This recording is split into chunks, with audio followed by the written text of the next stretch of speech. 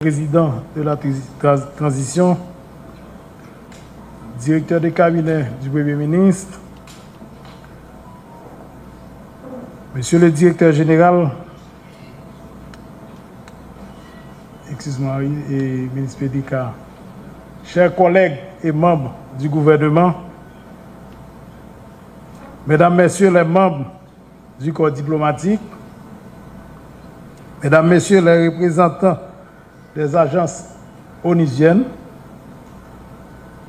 chers partenaires techniques et financiers, Mesdames, Messieurs les représentants des organisations non gouvernementales, de la société civile, chers cadres du MSPP, distingués invités en vos rangs, grades, titres et qualités, Mesdames, Messieurs de la presse parlée, écrite, télévisée et en ligne, distingués invités. Alors que le monde entier célèbre aujourd'hui la journée mondiale de la santé, je prends la parole avec une conscience aiguë des enjeux, mais aussi avec l'espérance que suscitent des efforts engagés en faveur du droit fondamental de la santé, à la santé. Ce moment est chargé de sens. Il nous rappelle à la fois notre mission essentielle et les responsabilités que nous avons envers le peuple haïtien. Le thème de cette année nous invite à réfléchir à notre système de santé et à ses fondements. Nous sommes à la croisée des chemins. Il nous appartient de redéfinir nos priorités, d'aligner nos efforts et de mettre la santé au cœur de notre projet national de relèvement. Parmi les axes prioritaires de nos actions figure la sensibilisation et la promotion de la santé, le renforcement du financement en faveur des populations vulnérables, les femmes enceintes et les enfants de 0 à 59 mois, ainsi que l'amélioration de la couverture des soins de santé. C'est dans cette dynamique que nous avons institué pour la toute première fois la Semaine nationale de la santé. Une initiative que nous souhaitons annuelle, inclusive et porteuse d'espoir. Cette semaine nous permettra de mobiliser tous les acteurs autour d'activités concrètes sur le terrain. Bien sûr, dans les 10 départements. À travers un ensemble d'activités de promotion de la santé, nous entendons sensibiliser la population aux grands enjeux sanitaires et encourager chacun à adopter des comportements plus responsables, plus sains et plus solidaires. Avec l'approbation du Conseil présidentiel de transition du Premier ministre, nous avons également lancé un programme ambitieux, recrutement des médecins généralistes, des spécialistes, des infirmières, techniciens de labo, pharmaciens, etc. Oh, assurément les sages-femmes. Il s'agit d'un changement de paradigme.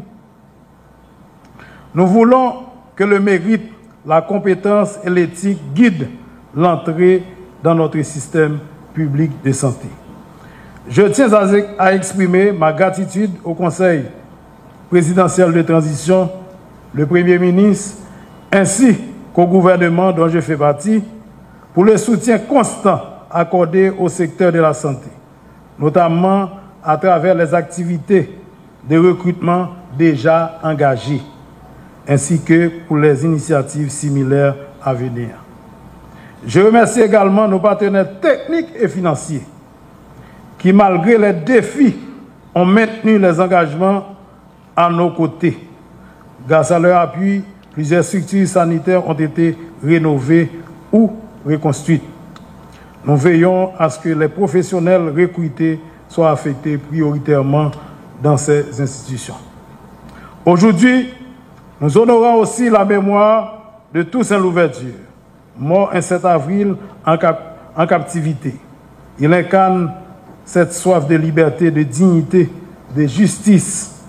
En tant que ministère, notre mission est d'incarner ces mêmes idéaux à travers un système de santé au service des plus vulnérables. Excellence là, directeur cabinet Premier ministre, je ne peux pas parler en pile.